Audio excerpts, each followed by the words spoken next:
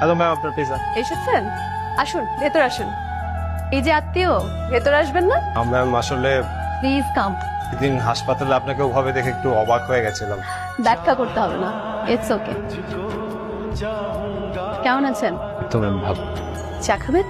না থাক ম্যাম, পিজার বিলটা পেয়ে গেলে আমি চলে যাই। সবসময় তো তাড়াহুড়ো করেন কেন?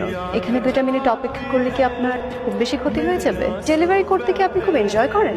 বাধ্য হয়ে করতে হচ্ছে।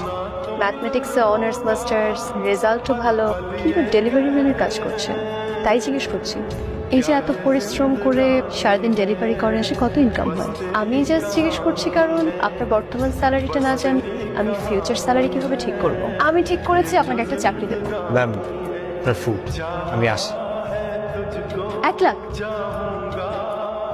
আপনি আমাকে দিয়ে কি এমন কাজ করাবেন যার জন্য আপনি আমাকে এত টাকা স্যালারি দেবেন? আপনি শুধু অ্যামাউন্টটা ঠিক করুন, কাজ কি সেটা ঠিক করে আপনার একদম করুন। শুনেন মনীষ সাহেব, আপনি যত তাড়াতাড়ি পারেন মায়ের হার্টের অপারেশনটা করাই ফেলুন।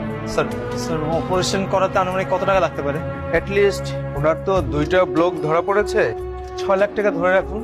আপনি সামান্য ডেলিভারি ম্যান স্যার, একসাথে এত টাকা আমি এখন কিভাবে ম্যানেজ করবো? স্যার আপনি চিন্তা করবেন না, আমার মার জন্য যা যা করা লাগে আমি সব করবো। আপনি অপারেশনের ব্যবস্থা করেন স্যার। কি কাজ সেটা না জেনে রাজি হয়ে যাচ্ছেন? কি কাজ, কেমন কাজ সেটা জানার সময় সুযোগ এখন আমার নেই, আমার শুধু টাকাটা এখন প্রয়োজন। বুঝতে পেরেছি, আপনি বসুন, আমি আসছি। হরি সাহেব,